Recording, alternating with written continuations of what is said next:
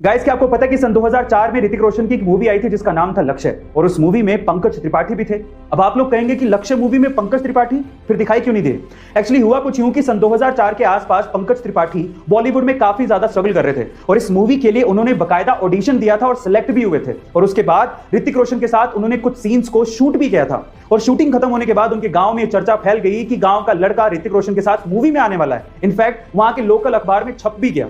लेकिन उसके बाद जब पंकज त्रिपाठी जी अपनी फैमिली के साथ थिएटर या मूवी देखने के लिए पहुंचे तो वो ये देख के हैरान रह गए कि उनका एक भी सीन मूवी में था ही नहीं। उनके सारे के सारे सीन्स काट दिए गए थे। उनको उस वक्त बहुत ज्यादा दुख हुआ, लेकिन उन्होंने हिम्मत नहीं हारी और आज पंकज त्रिपाठी काफी सारे एक्टर्स के लिए एक इंस्पिरेशन से कम नहीं है। गाइस, क्या आपको इसके पहले तक इंफॉर्मेशन पता थी? और अगर नहीं पता थी तो कमेंट सेक्शन में जरूर लिखेगा। और ऐसे अमेजिंग वीडियोस के लिए शेयर, सब्सक्राइब एंड लाइक। मिलता है अगली वीडियो में। एक बहुत दिलचस्प कहानी सुनाता हूं, ध्यान से सुनिएगा। एक बार एक पक्षी ठंडी जगह से उड़ रहा था, लेकिन ठंड इतनी ज्यादा थी कि वो ठंड के मारे जम गया और सीधे जमीन पर जाके गिर गया। पास से एक गाय जा रही थी जिसने पक्षी को तड़पते देखा तो उसने पक्षी के ऊपर गोबर कर दिया। गोबर की गर्मी की वजह से वो पक्षी धीरे धीरे रिकवर करने लगा, उसकी ठंड कम होने लगी और उसे एहसास होने लगा कि वो शायद बच जाएगा, जिसकी वजह से वो खुशी के मारे गाना गाने लगा।